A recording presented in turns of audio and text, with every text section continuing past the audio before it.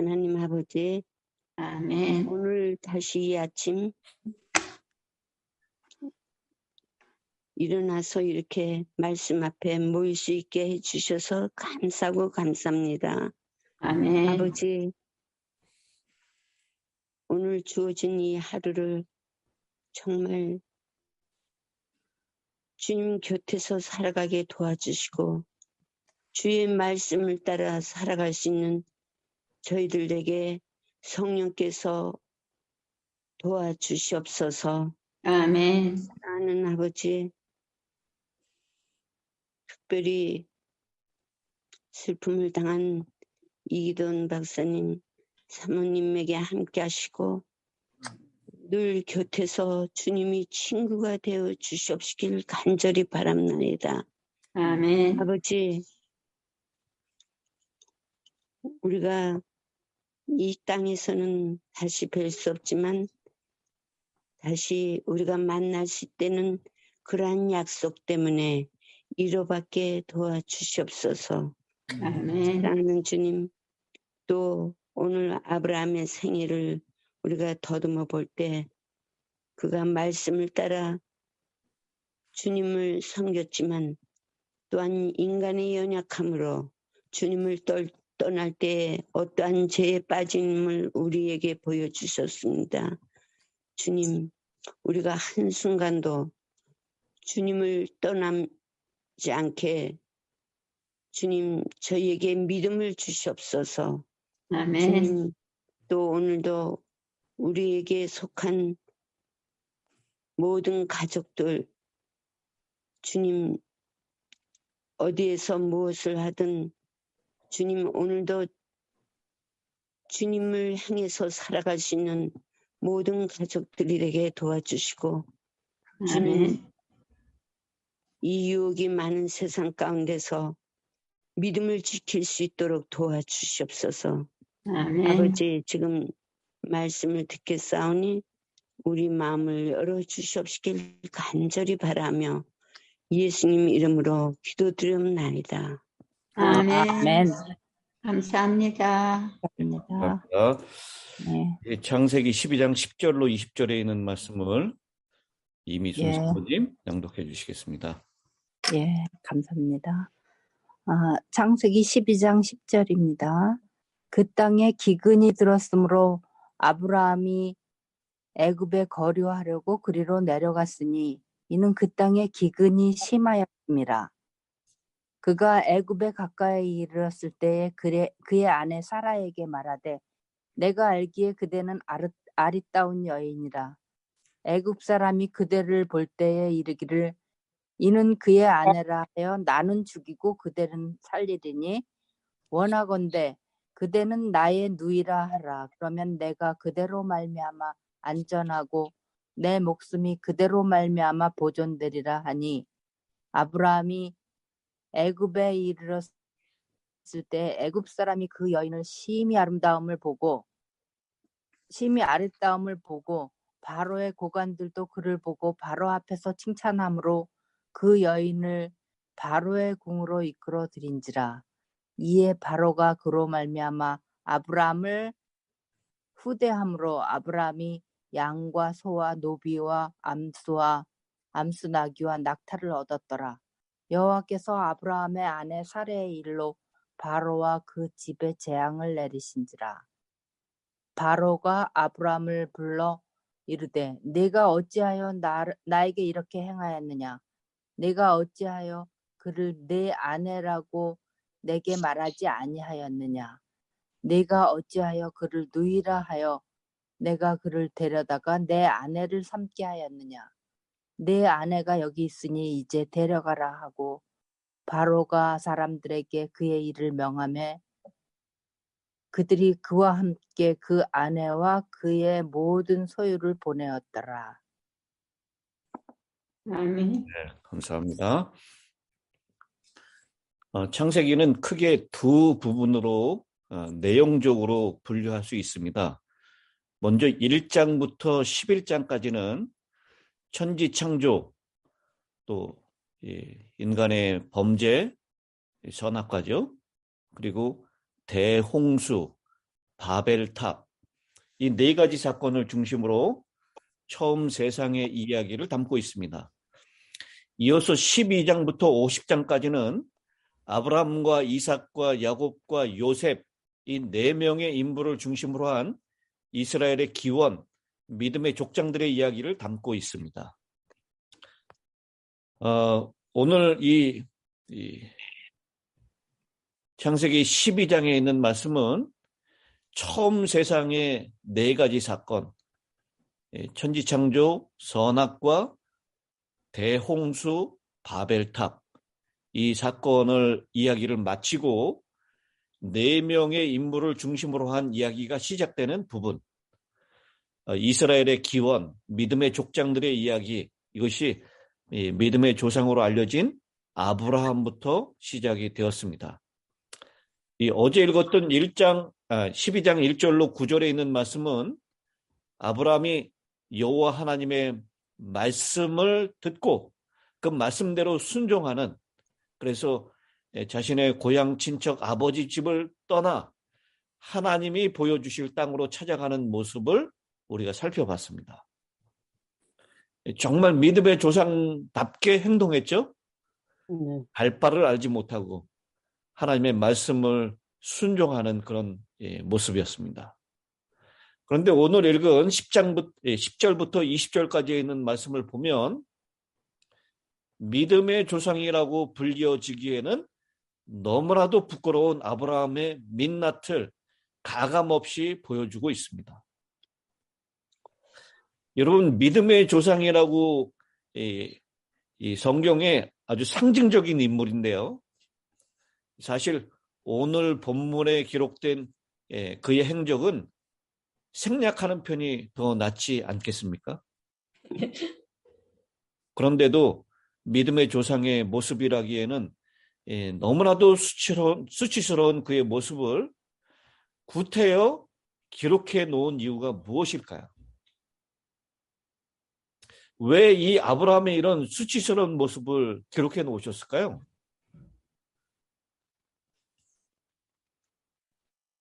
성경에는 예.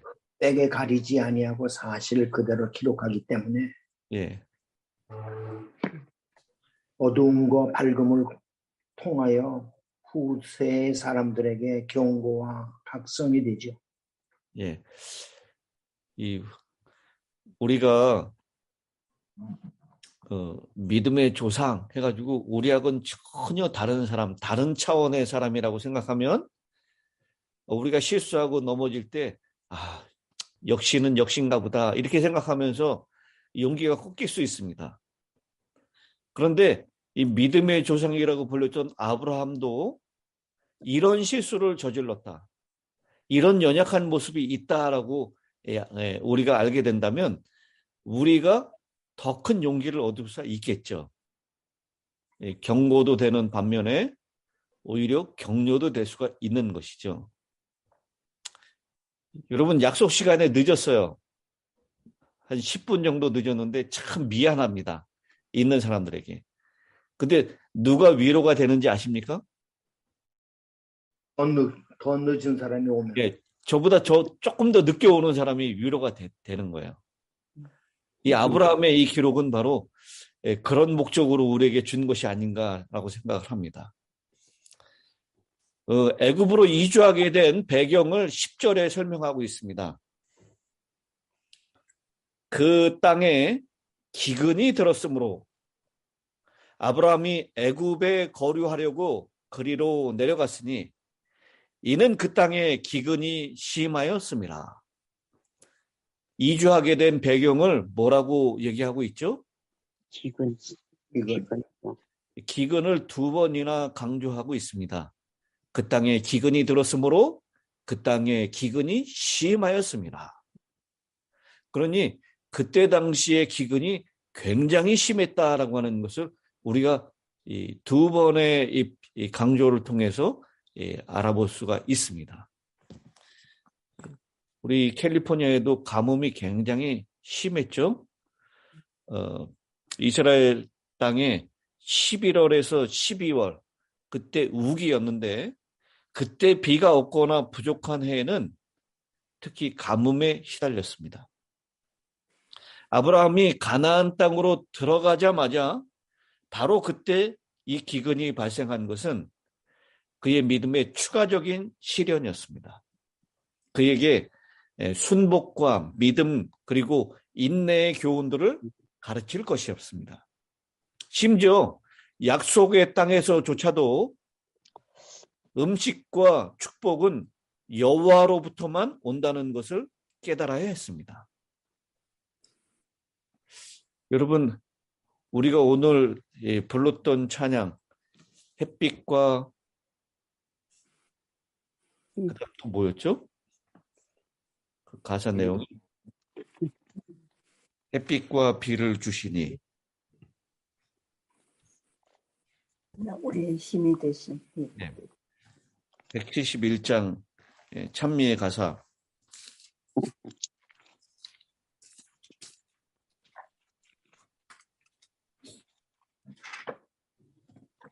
거기 햇빛과 비를 주시니 추수할 곡식 많도다. 이 햇빛과 비를 주시는 분은 이방 사람들이 섬기던 그런 우상이 아니죠. 햇빛과 비를 주시는 분은 누구십니까? 하나님. 네, 여호와 하나님이십니다. 이 가나안 땅에 비를 주지 않아서 기근을 만드신 분도 누구시죠? 하나님이십니다. 이 하나님께서 그렇게 하시는 이유는 분명히 목적이 있어서 그렇게 하시는 것이겠죠. 이 아브라함에게 더 큰 믿음, 그것을 주기 위해서 이것을 허락하셨던 것입니다. 여러분, 아브라함이 이때 애굽으로 내려갔어야 했을까요? 내려가지 말아야지. 그럼 아브라함이 어떻게 했으면 좋겠습니까?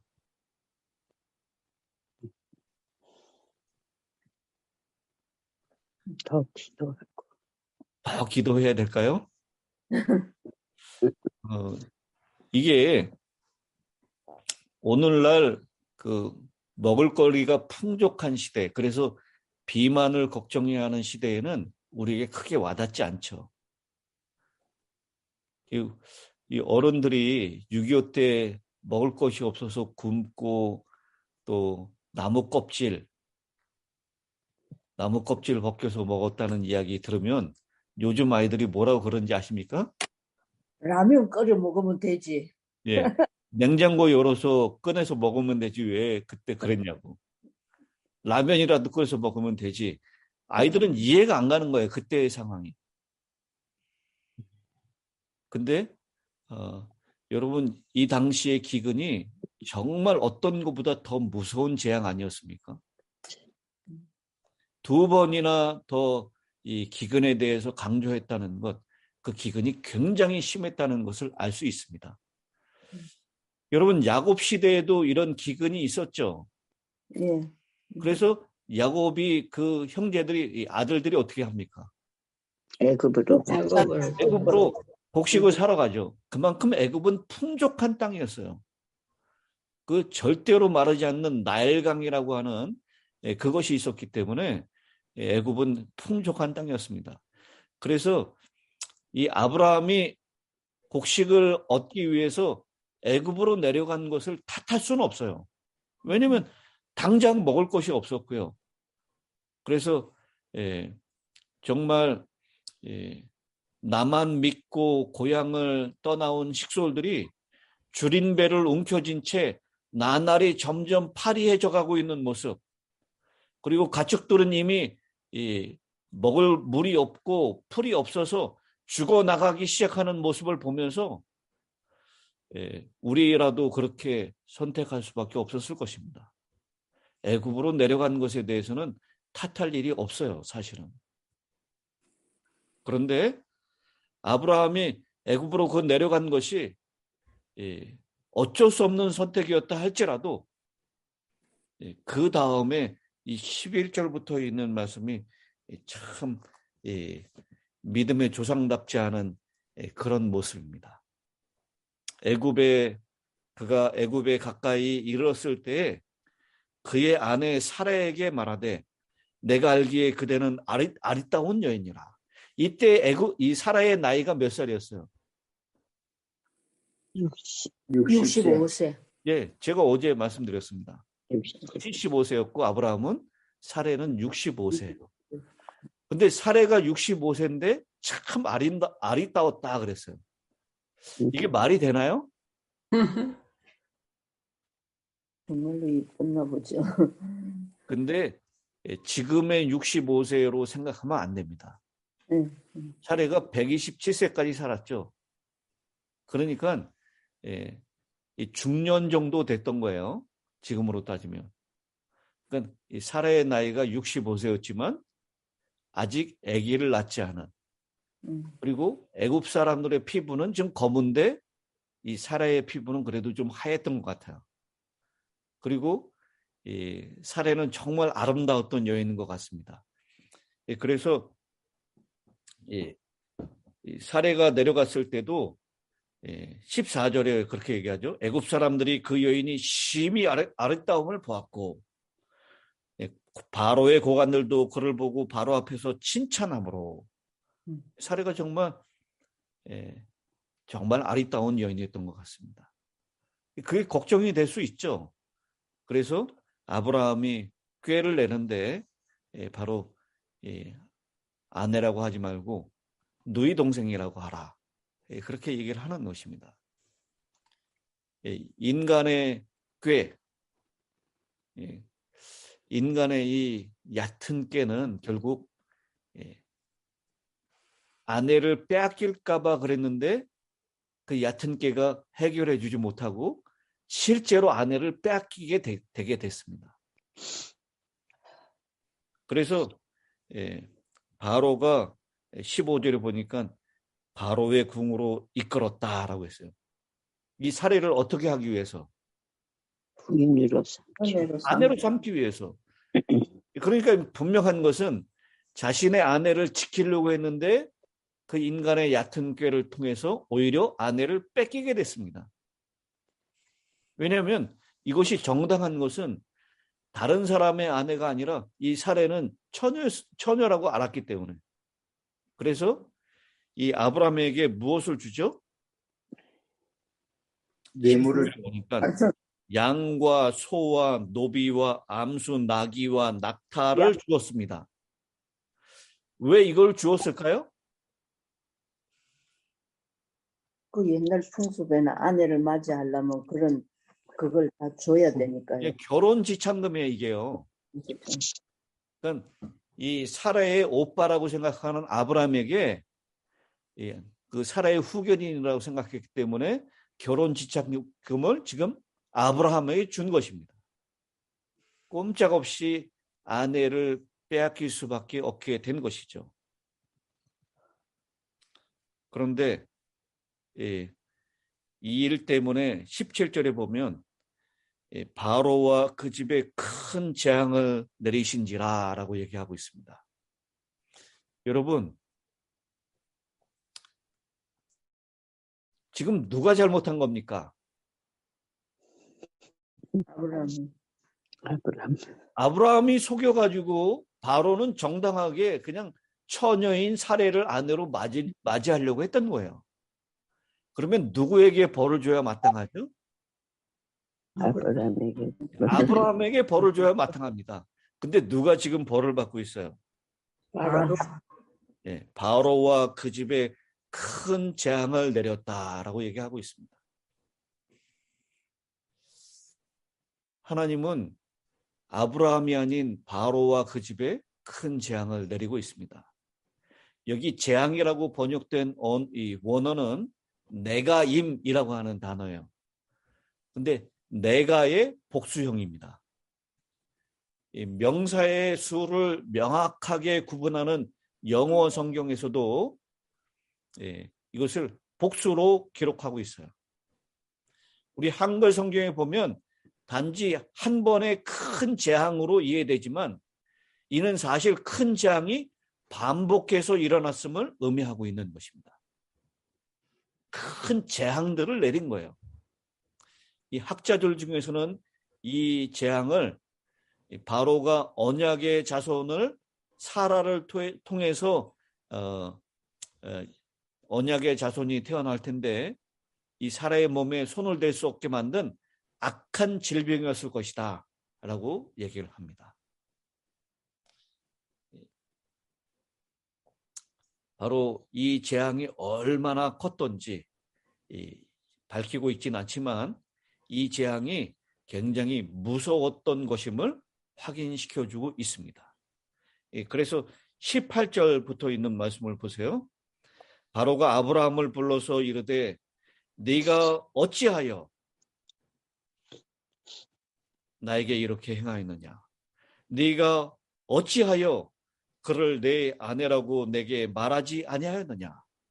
19절에도 네가 어찌하여 그를 누이라 하여 내가 그를 데려다가 아내를 삼게 하였느냐? 여기 이 바로가 어찌하여 세 번이나 반복해서 사용하고 있습니다. 네가 어찌하여 그랬느냐? 아브라함의 죄를 지적하고 자신의 억울함을 토로하고 있습니다.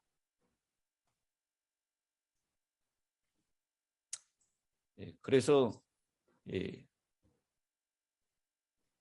사실 이렇게 바로가 큰 재앙을 만나고 난 다음에 사레가 아브라함의 아내였다라고 하는 것을 알게 된 것은 여러분 어떻게 알았을까요?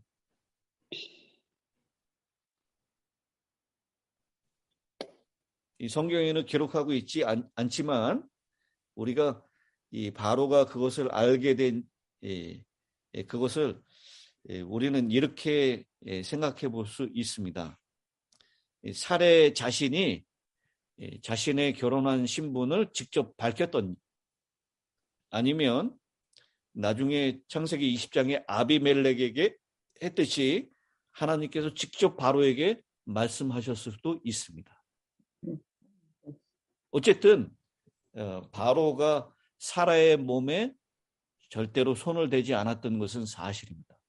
손을 대려고 했을 때 하나님께서 큰 질병으로 혹은 다른 재앙으로 이 바로에게 내리셨기 때문입니다. 그래서 여러분 18절 19절에 있는 이 말씀대로 한다면 바로가 누구를 죽여도 무방합니까? 아브라함을 죽여도 이 왕을 속인 것이기 때문에 아브라함을 죽여도 무방해요. 감히 왕을 속이다니. 그것도 너 때문에 내가 이렇게 큰 재앙을 당했다라고 해서 그 이유 때문에 죽일 수도 있었을 것입니다. 그러나 바로는 하나님의 재앙을 통해서 여호와 하나님의 두려움을 경험했습니다. 그래서 마치 열재앙을 경험하고 난 다음에 모든 것을 다 내어주고 빨리 애굽 땅에서 나가라라고 했었던 그때의 바로처럼 바로는 19절에 명령을 하죠. 네 아내가 여기 있으니 이제 데려가라 하고 바로가 그 사람에게 그의 일을 명하매 그들이 그와 함께 그의 아내와 그의 모든 소유를 보내었더라. 결혼 지참금 줬던 것 그 다 다시 뺏지 않고 이 하나님의 이 재앙을 경험하고 난 다음에 빨리 나가라라고 그렇게 내보내는 장면이 여기 기록이 되어 있습니다. 우리는 여기에서 여러분 한번 생각해 보세요. 이 아브라함이 믿음의 조상이라고 얘기하고 그리고 정말 믿음을 따라서 자신의 본토 친척 아베 집을 떠나서 갈 바를 알지 못하고 나왔는데 믿음으로 멋지게 시작했습니다. 그런데 기근이 들자 고작 애굽으로 내려가면서 했던 것이 얄팍하게 왕을 속이려고 하는 당신 내 아내라고 하지 말고 내 누이 동생이라고 해. 이 얘기를 들었을 때 사라의 마음은 어땠을까요? 김선희 집사님 마이크를 켜주시고, 김선희 집사님이 이런 건 잘 표현하실 것 같아요. 이대찬 장로님이 우리 이제 이 흑인 동네로 들어가는데 혹시 당신이 예쁘니까 당신 어떻게 할지 모르니까 내 와이프라고 하지 말고 내 동생이라고 해. 그렇게 얘기했다면 이 김선희 집사님 마음이 어떻겠어요? 당신 미쳤어? 이런. 이 사례를 한번 생각해 보세요. 정말 기가 막히지 않았을까요? 그리고 바로 궁으로 이제 초청을 받아서 거기서 아주 극진한 대접을 받았겠죠. 그러면서 이 사례의 마음이 얼마나 두근두근했을까요? 근데 다행히 하나님께서 개입을 하십니다. 아마 이런 것으로 봤을 때 믿음의 조상 중에 이 사례도 포함시켜야 될 것 같아요. 사례가 아마 그 바로의 궁에서 기도 많이 했을 겁니다. 이 궁 밖에서 또 누가 열심히 기도했을까요? 몰라. 아브라함이 열심히 기도했을까요? 하나님, 이게 다 제 허물입니다. 제가 이 얕은 기회를 내 가지고 이 아내를 뺏기지 않으려고 했는데 속절없이 뺏기게 됐습니다. 하나님, 제 아내 사례를 구해 주십시오. 다시 돌려주십시오. 아마 아브라함이 굉장히 많이 회개하면서 눈물로 하나님께 기도했을 것입니다. 우리 12장 후반부에 있는 이 아브라함의 이야기를 통해서 우리는 모든 상황 가운데에서 그것이 비록 곧 죽을 것 같은 기근의 상황 가운데서도 여전히 우리는 주목해야 될 것이 하나님밖에 없다라고 하는 그런 귀한 공과를 배우게 되는 것입니다. 나의 도움을 해결해 줄 수 있는 바로를 쳐다보는 것이 아니라 햇빛과 비를 주시고 우리를 먹여 살리시고 우리를 끝까지 책임져 주실 분, 그 하나님만을 바라볼 수 있게 되기를 간절히 바랍니다. 아멘. 감사합니다. 그러면 이제 마지막 기도 이대찬 장로님께서 기도해 주시겠습니다. 사랑과 은혜가 많으신 하늘에 계신 하나님 아버지, 아멘. 지난밤 저희를 잘 되어주시고 이른 아침에 귀한 말씀을 들을 수 있게 도와주사오니 감사합니다. 아멘. 저희 인간은 스스로 생각할 때 껴있고 지혜로운 걸로 생각하기가 쉽지만은 그보다도 더 중요한 것은 하나님의 말씀을 믿고 그대로 순종하고 따라가며 그대로 사는 것이 제일 현명한 것을 저의 마음 가운데 간직하고 아멘. 언제든지 하늘에 계신 하나님의 뜻대로 생활하여서 험한 이 세상을 잘 이겨나가게 도와주옵시고 아멘. 저희가 무엇을 하든지 믿음으로 행하며 믿음으로 생활함으로 인해서 주 예수 하나님께서 오실 때에 저희는 기쁨으로 맞이하고 하늘나라의 지혜를 가지고 영원히 생활하는 저희 모든 성도들에게 도와주시옵시며 아멘. 이날 하루를 또 저에게 허락하셨사오니 주님을 잘 섬기며 기쁨 가운데서 이날을 생활하게 도와주시옵기를 예수 그리스도 이름으로 기도드리옵나이다. 아멘. 감사합니다.